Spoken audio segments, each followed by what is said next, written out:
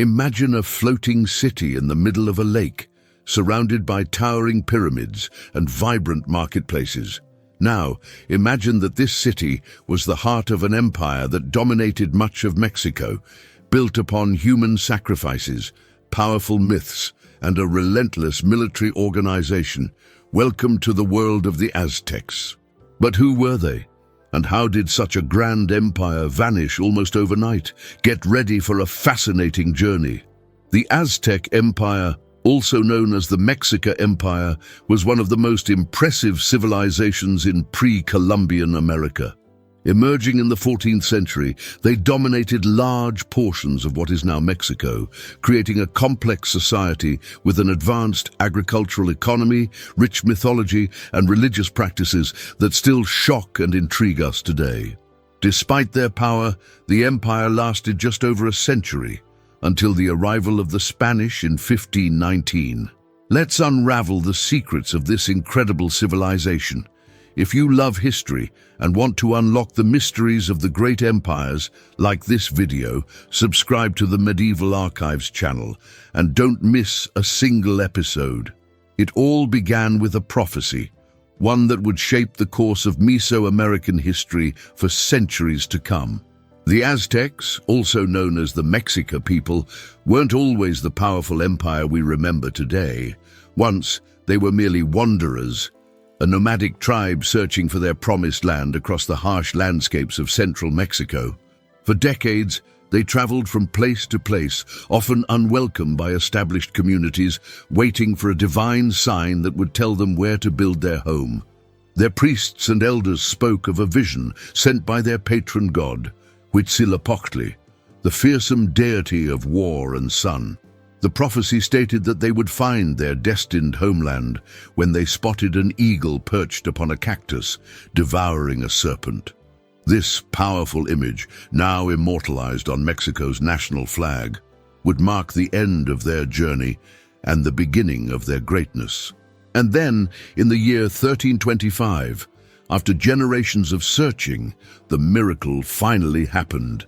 As Aztec scouts explored a small marshy island in the western part of Lake Texcoco, they witnessed the prophesied sight, a magnificent eagle standing on a prickly pear cactus with a snake clutched in its beak and talons. The moment was electric, the prophecy fulfilled. Their wandering days were over, but the sight seemed hardly promising to the untrained eye. Just a swampy, isolated island in the middle of a vast lake. Yet it was here that the Aztecs would build Tenochtitlan, a name meaning place of the prickly pear cactus. What looked like an inhospitable location would soon prove to be a strategic masterpiece. With remarkable ingenuity, the Aztecs transformed this watery landscape into their advantage. They developed an advanced agricultural system called chinampas, artificial islands created by layering mud, lake sediment, and decaying vegetation to form incredibly fertile plots. These floating gardens, anchored by willow trees, allowed them to grow multiple harvests each year, providing food security that many other civilizations couldn't match. From this small, marshy beginning, the Aztecs expanded outward. They built causeways connecting their island city to the mainland. They constructed elaborate canal systems, temples reaching toward the heavens, and floating markets teeming with goods from across their growing territories. Tenochtitlan grew into a metropolis that would eventually astonish even the Spanish conquistadors, a Venice of the New World, with grand avenues, specialized districts, and architectural wonders. By the time the empire reached its height, Tenochtitlan had become one of the largest cities in the world, home to over 200,000 people, a population density that rivaled or exceeded most European capitals of the time. The city featured massive temples, including the Great Temple dedicated to Huitzilopochtli and Tlaloc, the rain god. The engineering required to build such monumental structures on marshy ground reveals the remarkable technical knowledge of Aztec builders. Here's something fascinating. Did you know that the Aztecs had an incredibly efficient postal system? They employed special messengers called painani, who were trained from childhood to run extraordinary distances. These fleet-footed couriers could travel more than 300 kilometers in a single day, carrying messages, news, and even fresh fish from coastal regions throughout the empire. This communication network was so impressive that it allowed the Aztec rulers to maintain control over their vast territories with remarkable efficiency, receiving news and sending commands with a speed that would remain unmatched in the Americas until modern times. The story of Tenochtitlan's foundation is more than just a tale of city planning. It represents the Aztec ability to transform adversity into advantage. What other cultures might have seen as uninhabitable swampland became, in the hands of the Aztecs, the foundation for one of history's most impressive urban centers. Their story reminds us that sometimes the most unpromising beginnings can lead to the greatest achievements, guided by vision, determination, and a touch of divine inspiration. The eagle on the cactus had led them home, and from this improbable island, an empire would rise. To truly understand the Aztec civilization, we must delve into the heart of their society, their religion. For the Aztecs, the spiritual realm wasn't simply one aspect of life. It was the foundation upon which everything else was built. Their gods weren't distant figures living in remote heavens. They were active, demanding presences that required constant attention and devotion. The Aztec pantheon was remarkably complex, featuring hundreds of deities organized into groups that governed different aspects of the cosmos. Unlike many modern religious systems with clear moral boundaries, Aztec gods embodied both creative and destructive forces. They were beings of tremendous power who could nurture and protect, but also punish and destroy. Among the most revered was Quetzalcoatl, the feathered serpent, a name that beautifully captures his dual nature. Imagine a magnificent creature with the body of a serpent covered in iridescent green and blue feathers of a quetzal bird. As the god of wisdom, creation, and wind, Quetzalcoatl brought knowledge to humanity, teaching them arts, science, agriculture, and calendar making. What makes Quetzalcoatl particularly fascinating is that he wasn't originally an Aztec deity. The feathered serpent had been worshipped for nearly 1,000 years before the Aztecs rose to power, his cult extending back to the great city of Teotihuacan and the Toltec civilization that the Aztecs so admired. By embracing Quetzalcoatl, the Aztecs connected themselves to these revered predecessors, legitimizing their own rule through spiritual lineage. An intriguing legend tells how Quetzalcoatl was once tricked by his dark counterpart, Tezcatlipoca, the smoking mirror. And this powerful sky god, was perhaps the most feared deity in the Aztec pantheon. Tezcatlipoca embodied contradiction itself, creator and destroyer, benefactor and trickster. His name came from his primary symbol, an obsidian mirror that smoked and shimmered, showing both the future and the hearts of men. Aztecs believed he could see into anyone's thoughts, making him impossible to deceive. Tezcatlipoca was often depicted with a black stripe across his face and a missing foot, replaced by a smoking mirror or an obsidian blade. His animal form was the jaguar, ruler of the night. As Lord of the North, the realm of death, his influence permeated every corner of Aztec life. Young warriors particularly sought his favor, hoping his unpredictable nature might swing battles in their direction. But even Tezcatlipoca's fearsome presence was overshadowed by Huitzilopochtli, the supreme deity of the Aztec state. His name meant hummingbird of the south or left-handed hummingbird, an unusual title for a war god until you understand that Aztecs saw hummingbirds as fierce little warriors. These birds' ability to hover, dart with precision, and their brilliant plumage reminded warriors of their own colorful banners on the battlefield. Unlike the ancient deities adopted from earlier cultures, Huitzilopochtli was uniquely Aztec, their tribal patron who had guided them to Tenochtitlan and commanded them to build their empire. As a solar deity, he embodied both the life-giving power of the sun and the devastating force of warfare. The Aztecs believed something that might seem unimaginable to us today, that the sun itself required nourishment to continue its journey across the sky. Without regular offerings of Quetzalcoatl, or precious water, their term for human blood, Huitzilopochtli would weaken, and the sun would fail to rise. The cosmos itself would collapse into eternal darkness. This belief led to the practice that has perhaps defined the Aztecs in popular imagination: ritual human sacrifice. Atop the great temple in Tenochtitlan, prisoners of war and other sacrificial victims would have their hearts removed by priests using obsidian blades, their bodies then rolled down the steep temple steps.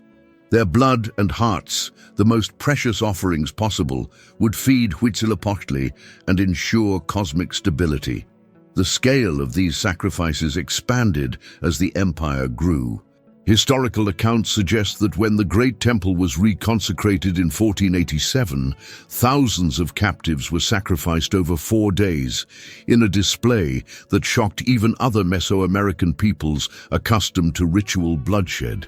What's crucial to understand, however, is that the Aztecs didn't view these practices as cruel or barbaric.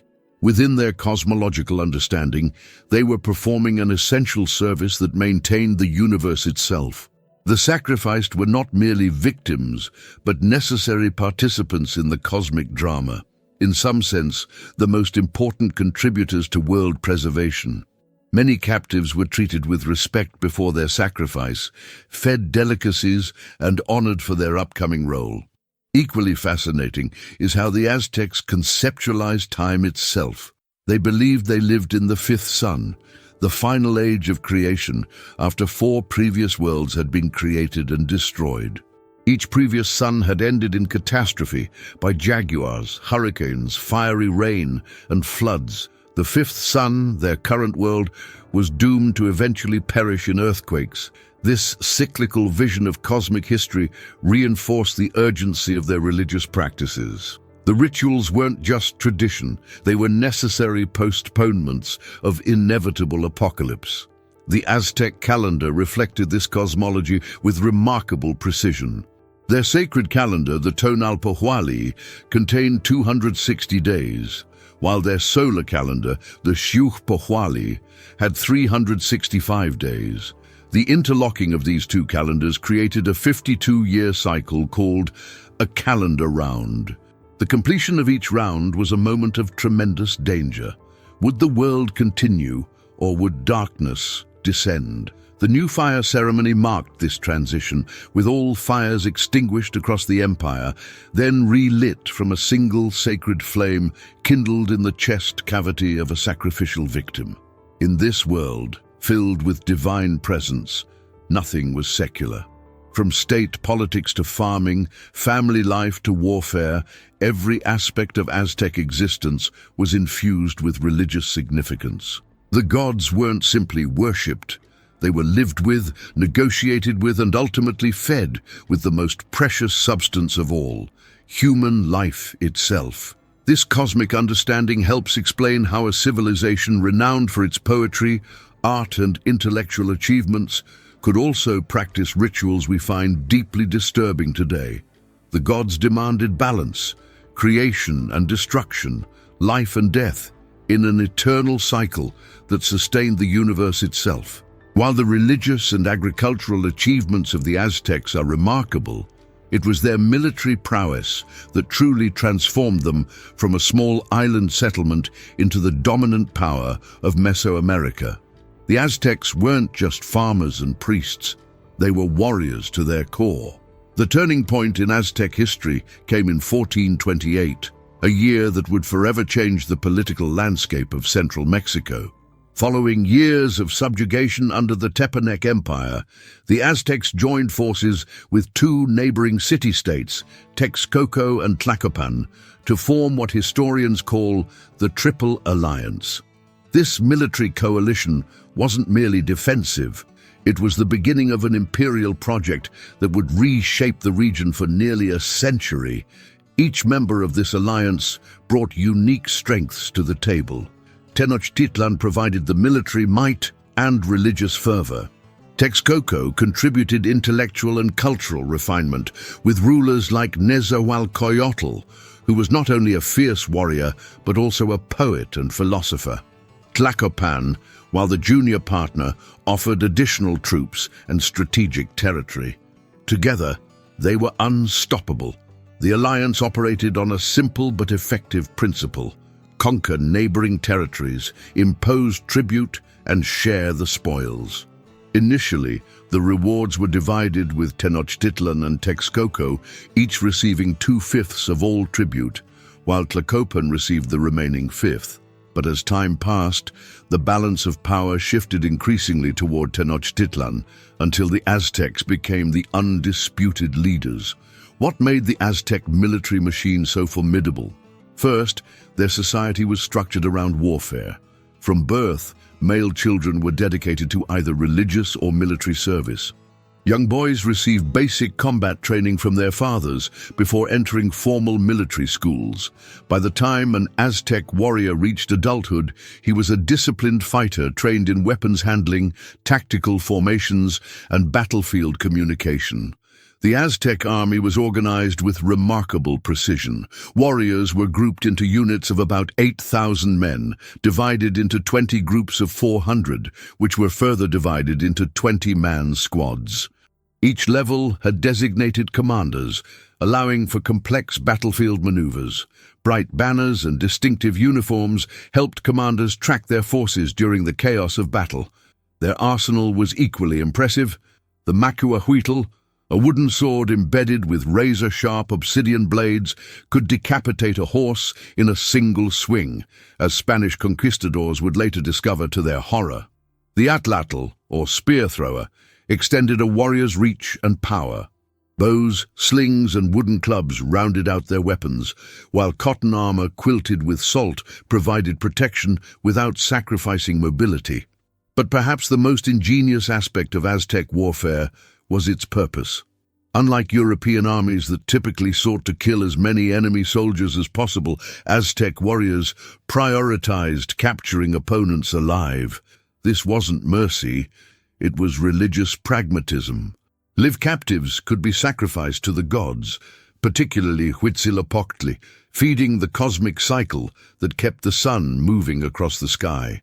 This preference for capture over killing led to fascinating tactical innovations. Elite warriors known as the Eagle and Jaguar Knights, named for their elaborate costumes resembling these powerful animals, specialized in immobilizing enemy combatants. They would target enemy officers and nobility using specialized weapons designed to entangle rather than kill. The infamous Flower Wars exemplify this unique approach. These were prearranged battles with neighboring states like Tlaxcala, conducted not for territory but specifically to capture sacrificial victims. Both sides would agree to limited engagements that provided religious benefits without risking total defeat. It was warfare transformed into ritual, deadly and serious, but operating under specific cultural rules. As the Triple Alliance expanded, they developed an efficient system of imperial control. Conquered territories were assessed for tribute based on their resources and population. Some might send textiles, others jade, feathers, or cacao beans. Military garrisons ensured compliance, while local rulers were often left in place if they cooperated with Aztec demands. Imperial merchants, or Pochteca, doubled as spies, bringing back information about potential conquest targets. At its height, the empire controlled a vast territory stretching from the Gulf of Mexico to the Pacific coast, and from central Mexico down into parts of Guatemala. Over 500 small states paid regular tribute to the Triple Alliance, fueling the splendor of Tenochtitlan and its allies. The variety of goods flowing into the imperial capital was staggering, from gold dust and jade sculptures to vanilla pods and live eagles. Yet this impressive expansion contained the seeds of its own destruction. Unlike some empires that integrated conquered peoples into a shared culture, The Aztecs maintained clear distinctions between themselves and their subjects. Heavy tribute demands created resentment, while the practice of taking sacrificial victims from conquered populations inspired fear and hatred. Many subject states maintained their cultural identity and yearned for independence. Cities like Tlaxcala remained independent despite repeated Aztec attacks, creating pockets of fierce resistance. These tensions would prove disastrous when Hernán Cortés arrived in 1519, offering subjugated peoples a chance for revenge against their Aztec overlords. One fascinating example of this imperial overreach occurred in 1479, when the Aztecs attempted to expand into the Tarascan Empire to the west. Despite fielding a force of 32,000 warriors, the Aztecs were decisively defeated, losing nearly 20,000 men. It was a shocking setback that revealed the limits of even their formidable military machine.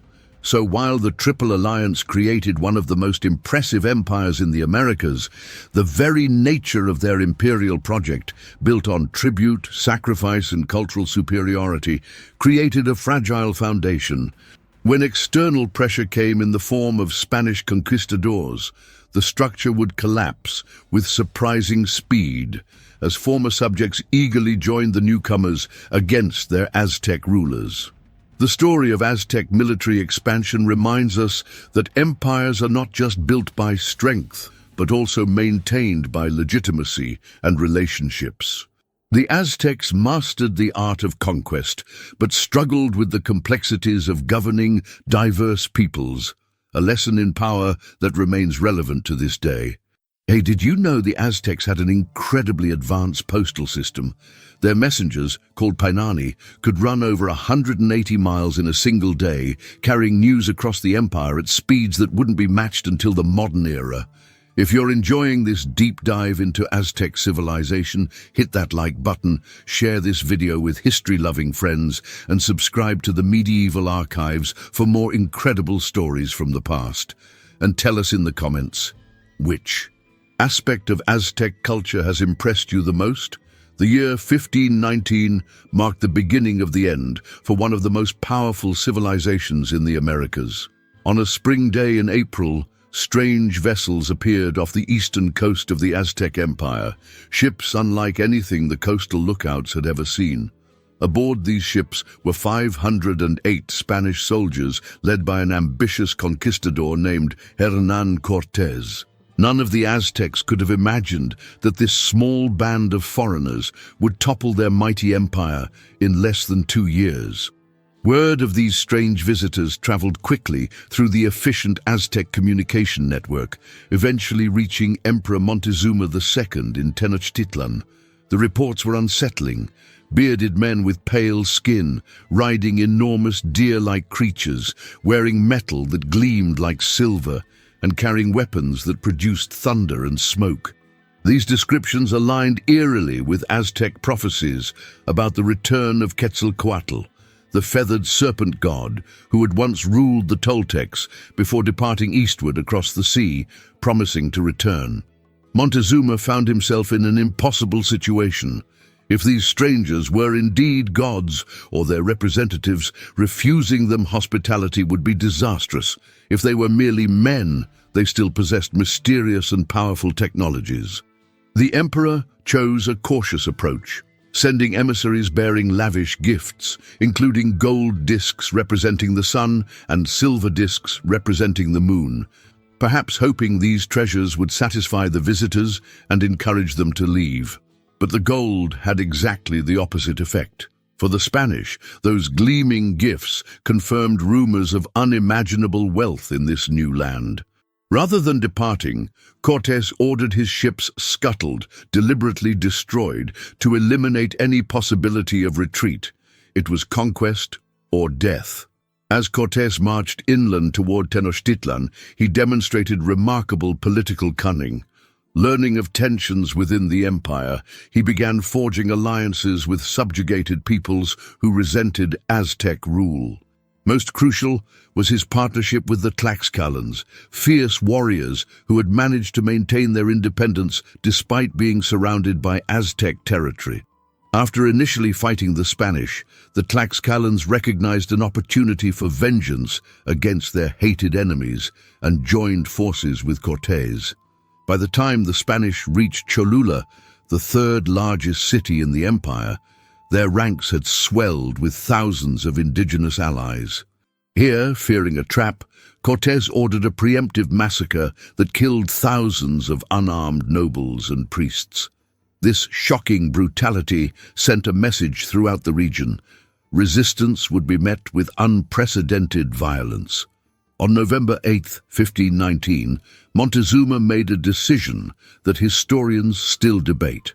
He welcomed Cortés and his men into Tenochtitlan itself, a breathtaking city that the Spanish compared to Venice with its canals, causeways, and magnificent architecture. The Spaniards were awestruck by the city's grandeur, its markets filled with goods from across the empire, and temples rising toward the sky. One conquistador later wrote that they wondered if they were dreaming. For several months, an uneasy coexistence prevailed.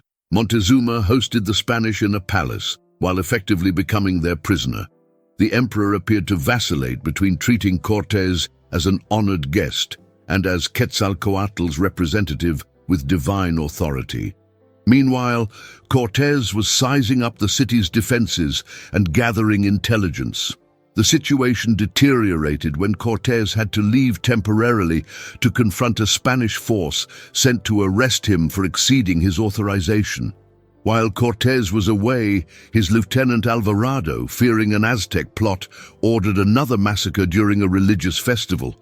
When Cortés returned to a city in turmoil, he found his position untenable. During the ensuing chaos, Montezuma was killed, either by the Spanish or by his own people, who may have felt he had betrayed them. The Spanish and their allies were forced to flee Tenochtitlan on what became known as La Noche Triste, the Night of Sorrows, June 30th, 1520. Many Spaniards died attempting to escape across the causeways. Weighed down by gold, they refused to abandon. But rather than accepting defeat, Cortés regrouped. He ordered the construction of 13 small ships that could be transported in pieces and reassembled on Lake Texcoco. With these vessels, the Spanish could attack Tenochtitlan from the water, negating the defensive advantage of its island position. Meanwhile, an invisible ally had begun working in the Spaniards' favor: disease. Smallpox, brought by an infected member of the Spanish expedition, spread rapidly through a population with no natural immunity. The disease killed countless Aztecs, including the new emperor Cuitlahuac, who died after just 80 days on the throne. Beyond the devastating death toll, the epidemic had profound psychological impact. To the Aztecs, this mysterious illness that killed only indigenous people while sparing the Europeans seemed to confirm that supernatural forces favored the invaders. When Cortés launched his final assault in May 1521, he commanded a force of nearly 100,000 warriors, mostly indigenous allies eager to overthrow Aztec dominance. The new emperor, Cuauhtémoc, led a desperate defense. But the city was placed under siege. The Spanish ships controlled the lake, cutting off supplies and reinforcements.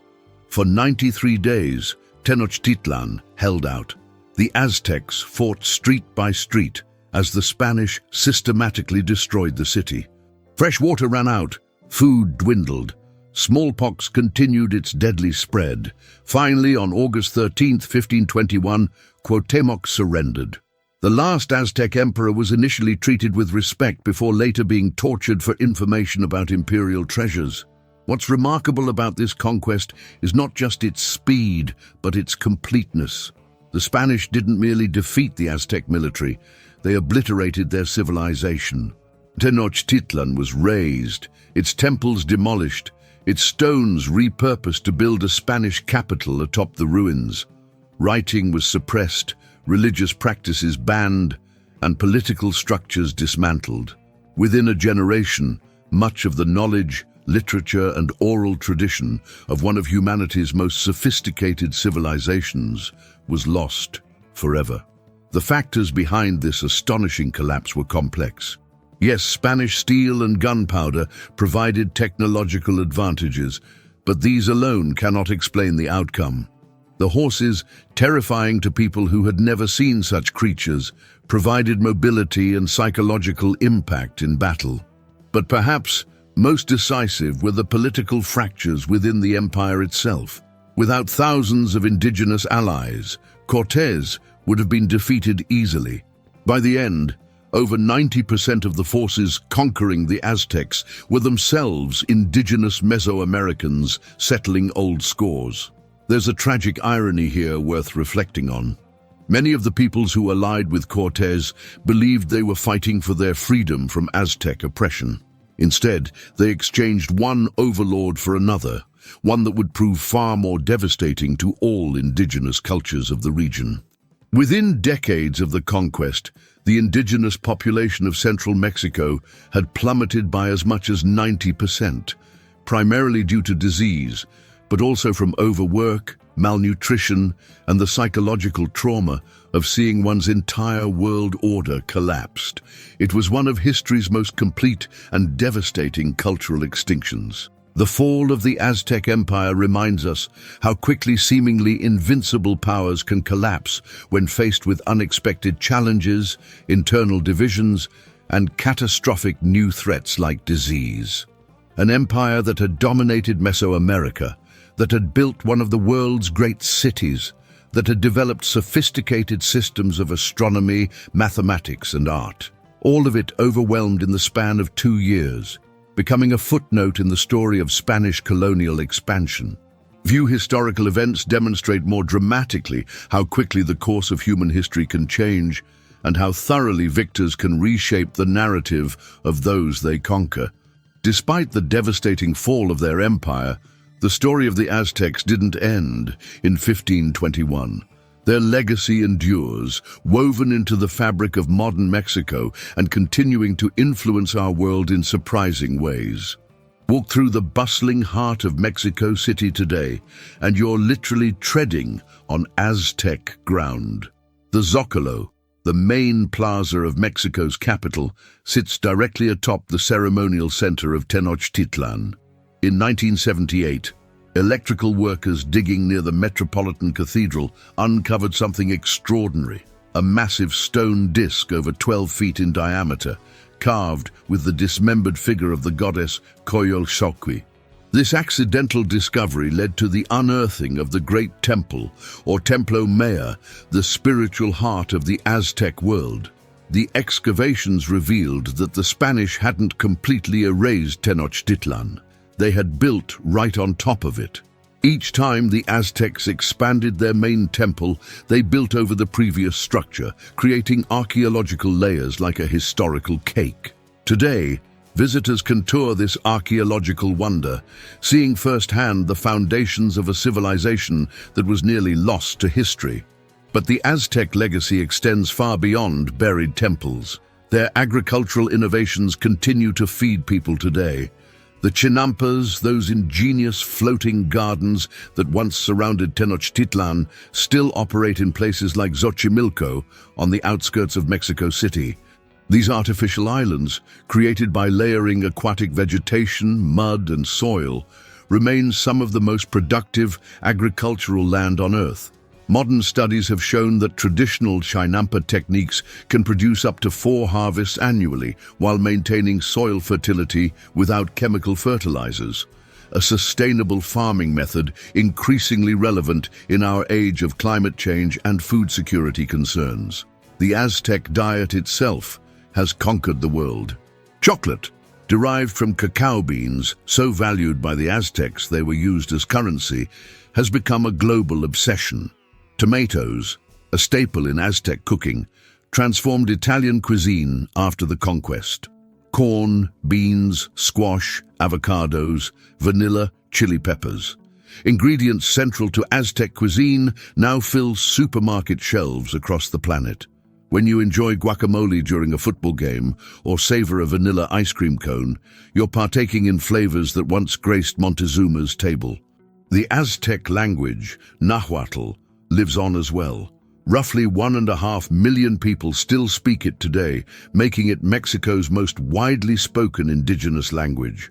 Even English speakers use Nahuatl words without realizing it.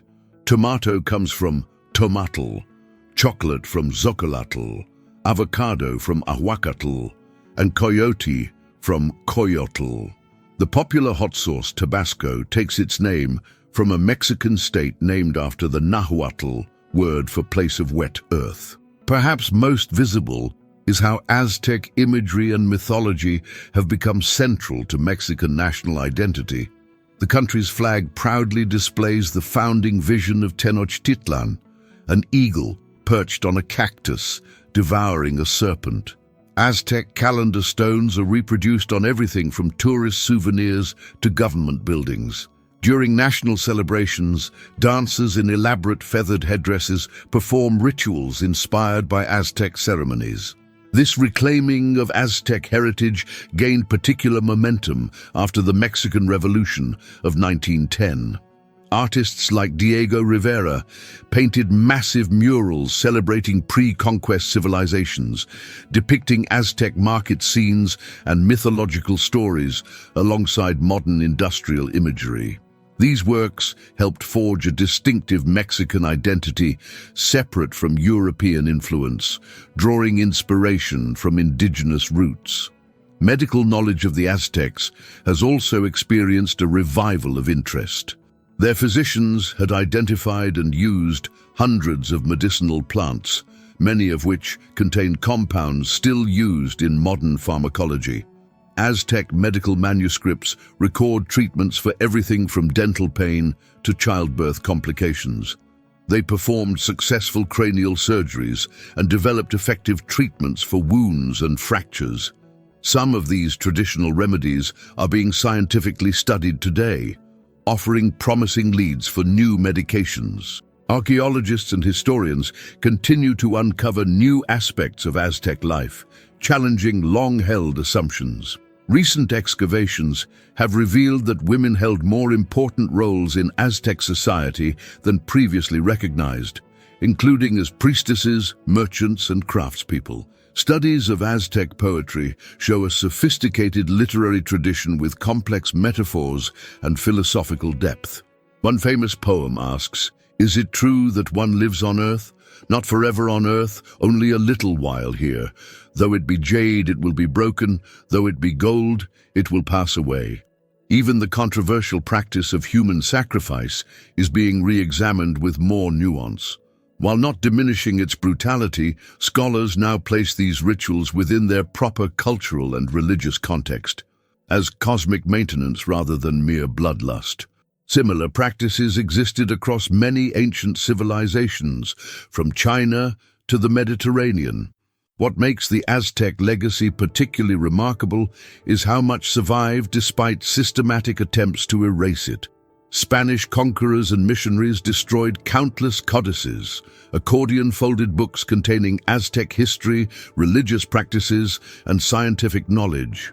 Of the thousands that once existed, fewer than 20 pre-conquest codices remain today.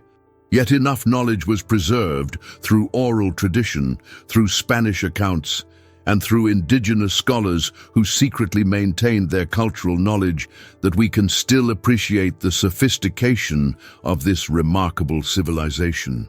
The story of the Aztecs isn't just history, it's a living legacy. When farmers in Xochimilco tend their chinampas using techniques passed down for 700 years, when millions celebrate Day of the Dead with marigolds and sugar skulls that echo ancient Aztec rituals honoring ancestors, when Mexico City residents pass the ruins of Templo Maya on their daily commute, the Aztec world breathes still. Perhaps the most profound aspect of their legacy is how it reminds us of the resilience of human culture. Despite conquest, disease, and deliberate cultural suppression, the essence of Aztec civilization endured. Their story cautions us about the fragility of even the mightiest empires, while simultaneously demonstrating how a culture's achievements can outlast its political structures by centuries. Tenochtitlan may have fallen, but the vision, innovations, and spirit of the people who built that remarkable floating city continue to influence our world in ways both visible and invisible. A testament to a civilization whose true conquest was not of territory, but of human imagination. As we reach the end of our journey through the magnificent world of the Aztecs, we're left with a profound sense of wonder. The Aztec Empire truly stands as one of history's most remarkable civilizations, a society that achieved incredible feats of engineering, military strategy, and cultural sophistication, all while navigating a complex religious worldview that both empowered and ultimately contributed to their downfall.